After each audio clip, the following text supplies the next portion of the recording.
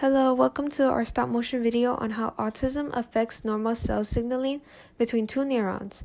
Today we will talk about how cells normally communicate in the brain and then how cells communicate when it is disrupted by autism. The following is a neuron. It contains a dendrite which usually contains the neurotransmitter receptors. These receptors usually come in two forms, the ligand-gated receptors or the metabotropic receptors. There's the cell membrane, and inside we have the nucleus, which contains the genetic information. There's also the myelin sheath and the axon terminal where the ligands can be found. The area between two neurons is called the synapse. The neuron sending the ligand is known as the presynaptic neuron, while the postsynaptic neuron receives the ligand.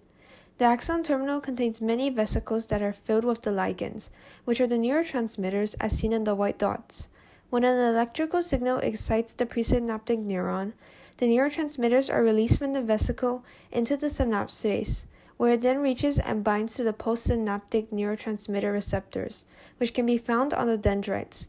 This will cause the postsynaptic neuron to become active, and transduction occurs as a reaction takes place in the neuron. The cellular response would be the generation of action potential and our ability to perform normal bodily functions. Now let's take a look at cell communication and autism. Research has shown that the effects of miscommunication of brain cells in the autistic brain has caused delayed language and movement skills as well as impulsive behavior. As of right now, there is very limited research on how autism disrupts brain cell communication. It is generally known that the brains of those affected by autism are larger, which can cause misplaced brain connectivity. Scientists have also discovered that those affected by autism contain greater synapse space.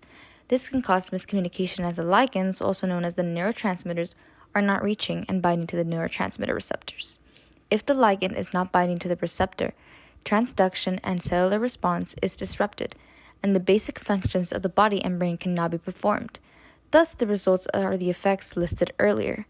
This concludes our video on cell signaling disruption.